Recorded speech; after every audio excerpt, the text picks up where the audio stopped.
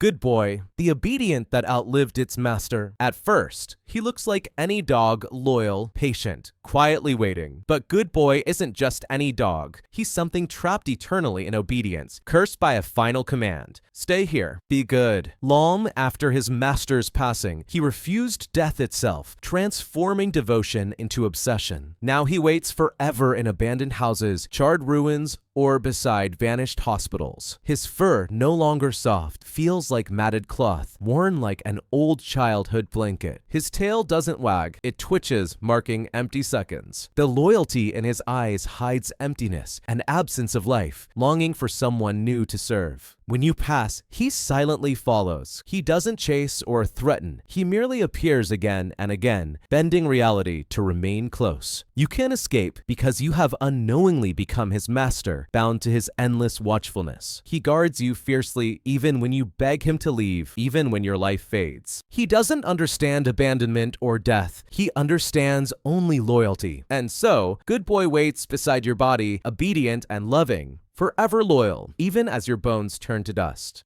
The Humanoid Rabbit, the mascot that wasn't meant to be. It began as a forgotten childhood mascot, something that was never meant for children. The Humanoid Rabbit stands grotesquely tall, limbs unnaturally elongated, body covered in moldy, patchy fur stitched directly onto warped flesh. Its massive fiberglass mask, once bright pink, now faded gray, conceals something unseen but always watching. You've glimpsed it before on strange VHS covers, in dreams barely remembered, or haunting old, abandoned shopping malls after midnight. It doesn't chase, threaten, or harm physically. Instead, it warps the fabric of reality around you. Reflections lose coherence, time slows, memories regress, and a feeling of childlike dread creeps into your bones. It infantilizes you mentally, stripping away adult defenses until you are pliable and vulnerable. Somewhere deep beneath reality, an eerie, distorted children's jingle calls softly, coaxing you into its unsettling performance. It wants no harm, only an audience, and once caught, you'll forever remain trapped in its endless, distorted episode. A helpless child inside a show that was never meant to exist, waiting quietly for the Humanoid Rabbit to wave from the shadows once more.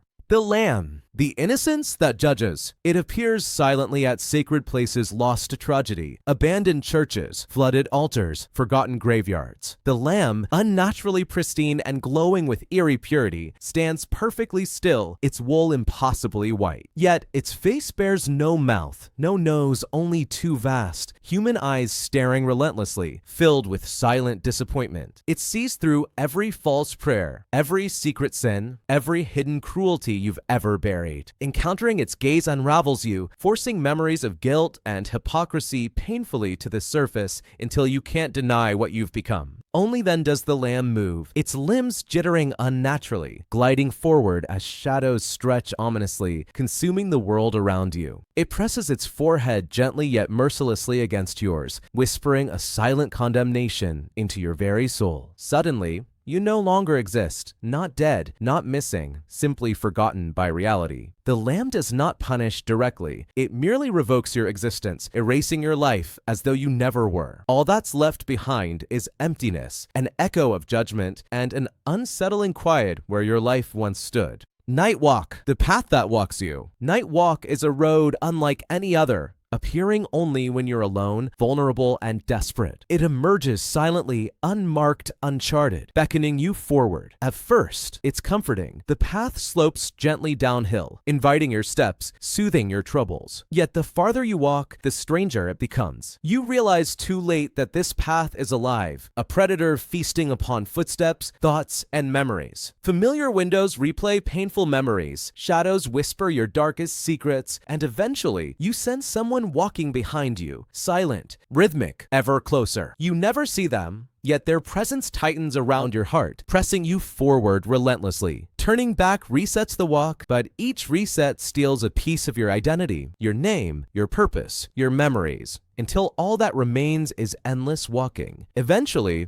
you become another silent figure forever pacing forward, lost in the endless road, remembered by none. Night Walk never harms directly. It merely consumes until you're nothing but footsteps, quietly adding you to its collection of forgotten souls. The bird watcher, the one who waits above. If you linger too long beneath evening skies, you might notice a sudden hush among the trees. That's when the bird watcher appears, tall, slender, draped in layers of ragged cloth and feathers stitched from no earthly bird. Its porcelain mask, cracked and lifeless, watches silently from rooftops, treetops, and telephone wires, turning its head in unnatural precision. It never directly confronts. Instead, it commands flocks of unnaturally quiet birds, using them as its eyes and ears. When birds gather eerily near you, mimicking your voice or perching too close, it marks you. Once chosen, your dreams fill with heights and feathers, and an irresistible compulsion to climb takes hold. Gradually, your humanity erodes, replaced by silent watchfulness. Eventually, you no longer descend, joining the bird watcher's silent observers, perched eternally, watching from above with hollow, obedient eyes. The bird watcher does not kill. It transforms you, peeling away your humanity until you become another silent shape in the sky, forever watching and waiting.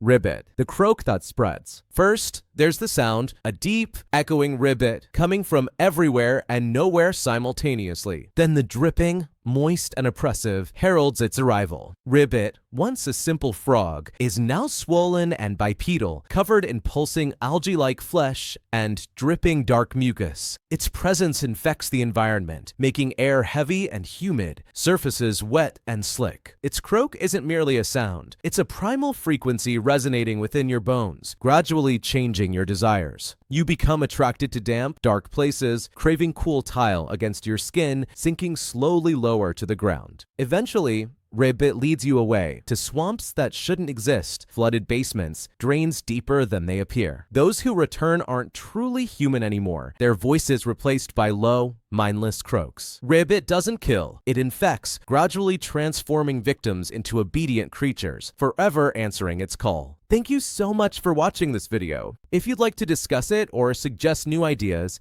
feel free to leave a comment below. Don't forget to subscribe for more amazing content. See you in the next one.